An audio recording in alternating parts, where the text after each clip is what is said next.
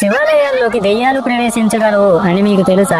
సాధారణంగా హిందూ మతం ప్రకారం దెయ్యాలు ఆలయాల్లోకి ప్రవేశించలేవు. ఎందుకంటే మన హిందూ దేవుళ్ళ ఆలయాలు నెగిటివ్ ఎనర్జీస్ ని, భూత ప్రేతాలని తరిమి కొట్టే శక్తివంతమైన స్వభావంతో నిండి ఉంటాయి. కానీ శివాలయాల్లోకి మాత్రం అలా కాదు.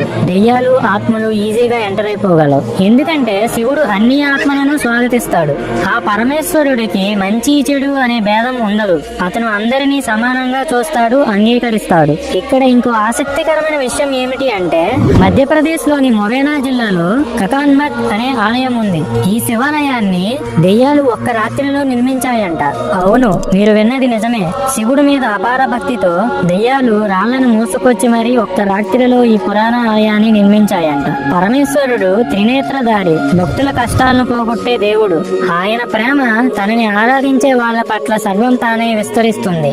ఈ గుణం వల్లే శివుడు అందరికీ ఆరాధ్య దైవం. అది భూతాలైనా మనుషులైనా ఆ పరమేశ్వరుడికి అందరూ ఒకటే. ఫ్రెండ్స్, మీరు కూడా శివభక్తులు అయితే ఓం నమః శివాయ అని కామెంట్ చేయండి. ఇలాంటి మరిన్ని ఇంట్రెస్టింగ్ టాపిక్స్ కోసం మన ఛానల్ ని సబ్స్క్రైబ్ చేసుకోండి.